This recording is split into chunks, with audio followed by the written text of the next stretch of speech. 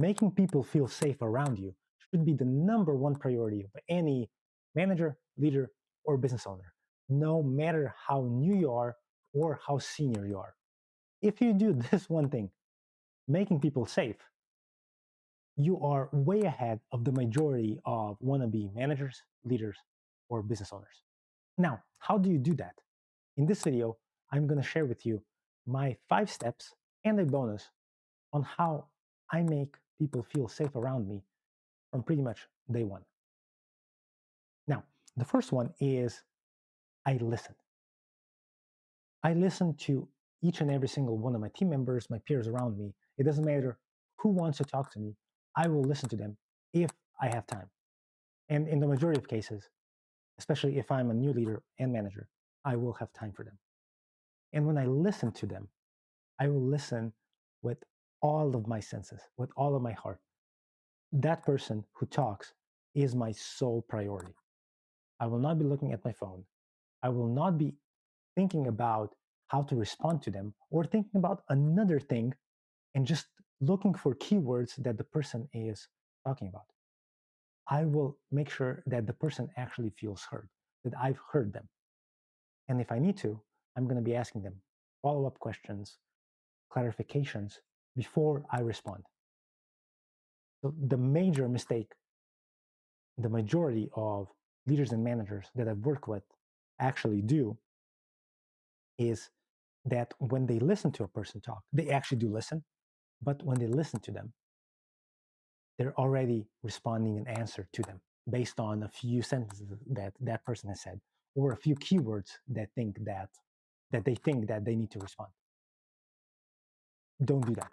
Just listen to them with your full and open heart and mind. And then when the other person is finished, when you're satisfied that you understand their point of view, what they're saying, then, only then, respond. The next thing that I always do is if I don't know the answer, I tell my team, I don't know. I will find out. If I need to find out. Or I'm going to be telling them, hey, I don't know. Do you have an answer? Or do you know who we can ask for that? Now, the reason sometimes why this is so hard for people is especially new managers who've come from a position of being an individual contributor. They think they have to know everything. But even if you were promoted from an individual contributor within your team to lead that team, you only are an expert for a small and specific things that you were doing in your previous job. And as soon as you cover that place that with somebody else, you're not going to become an expert anymore. Or after a time, you will not be an expert anymore. And with all the other aspects of you leading a team, you're not going to be an expert. So ask questions. If you don't know, hey, I don't know what this is. Can you explain this to me? I'm really curious. How are you doing this? Or what's the logic and the reasoning behind what you're doing? Can we make something better? What are your suggestions for making this process better? Or how can I make your life better or your workplace, your performance better? Just ask questions.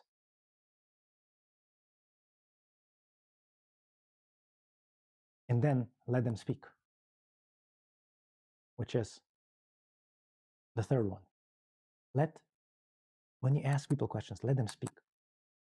Let them feel that they have a voice within your team, within your organization, within your business.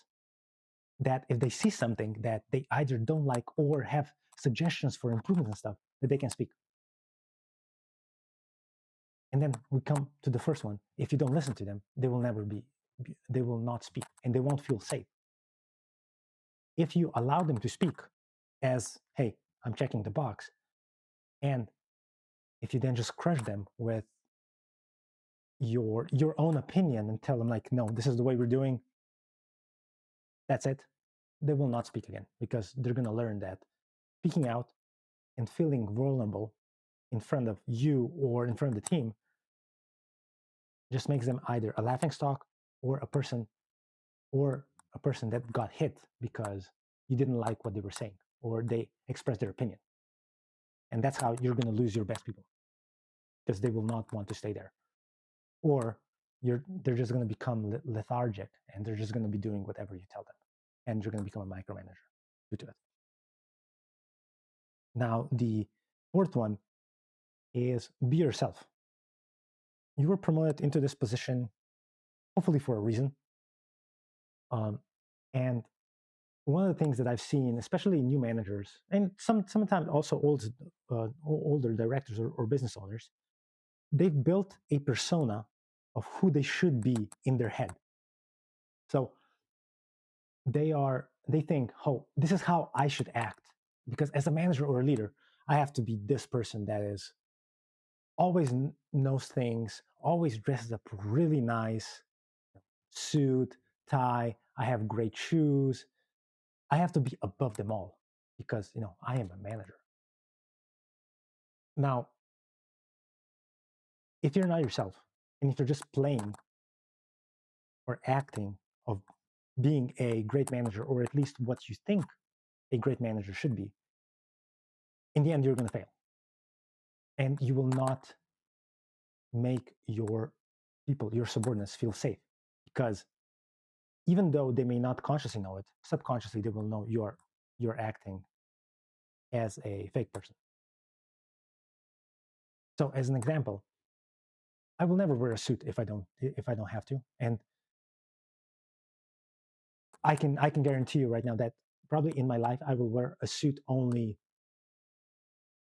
probably a dozen times, maybe for some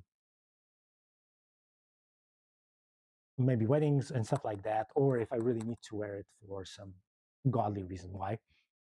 Because I don't feel comfortable wearing suits. I like this. This is kind of like almost my suit.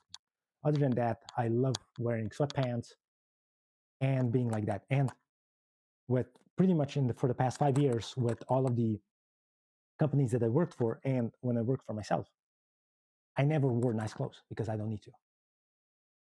Unless my boss or the bosses they had specifically mandated me that I needed to wear that stuff because of I was client facing and stuff like that. And the issue that also becomes if you're not yourself is that sooner or later that facade is going to break. If it's not going to break, you're going to be using energy, you're going to be miserable inside you. So be yourself. You were promoted there for a reason. And just see, and when you are yourself, you're also going to be able to see that your subordinates and other people around you are also going to be relaxing. They're going to feel safe. You're going to be providing them safety to be themselves. And that's going to be one of the best advantages to your team, because they're going to be able to be themselves. They will not be using the energy just to try and hide who they are behind some wall because, let's say, you expect them to act a certain way. Everybody has a different personality. They should be able to express it to you and to everybody else around them if they feel safe. And if you provide that safety, that will happen. And as a result, your team is going to be outperforming every other team that has to be faking it. Trust me on that one. And the last one is providing safety also means that you have to understand that you're not special as a leader. You're not above them. You're not better than the people that you're leading. You should be there as a leader to provide them with any and all necessary resources, help and guidance, coaching as well, for your team to succeed. And that's the gist of being a leader. Because when you think that you're better than them, you're signaling that they're not worth your time and effort, and they're pretty much just slaves for you or to you so that they can do a job. And also, if you think about this, unless you're a nepo baby, or probably you were, or somebody promoted you for I don't know what reason, at one point you were an individual contributor, and you also are a person who is reporting to another boss, unless you're a business owner. You were there in the exact same place than the people that you're leading at the moment are. Think about this. Did you like that your boss, your manager, was acting like they were better than you, that they were above you because they were the boss? If you didn't, then don't be that douchebag and don't act like they had. Act like the way you want it to be, you want to be treated. Because if you do, you're going to again provide safety to your team and they're going to be shining. Now, the last one, the bonus one, is trust your team from day one and earn their trust. Trust is built slowly over time. Especially you as a leader, you're going to be building the trust through months. But you can waste the trust of your team within a single afternoon or in 5 minutes. I've seen that happen. Now, one of the biggest mistakes that people make here is that they go the other way. It's like my team needs to earn my trust. Oh boy, nope. You need to earn theirs because yes, they may be working for you, but if they don't trust you, they're not going to be a good team. They're always going to be looking over their shoulders if you're going to stab them in the back. And if you think that they need to earn your trust, they're probably going to go somewhere else, or they're not going to be working as hard as they can. And one of the big kind of like pushbacks that I always get from my clients is, well, but if I trust them, they're going to stab me in the back. Yeah, probably some of them will. But 9 out of 10 people that I've worked with, or even more, I would say 9.5 out of 10 people that I've worked with. And I trusted them right away. I showed them the trust. Never stabbed me. And they were so happy and so exalted because I was trusting them that they gave that trust back to me. They started trusting me almost instantly. And then they did their best jobs and their best performances ever. And yes, the people that did stab me in the back, they were gone really soon. And it was actually, I think, Ernest Hemingway who said that the best way for you to find out who to trust is to trust them. And that's pretty much it.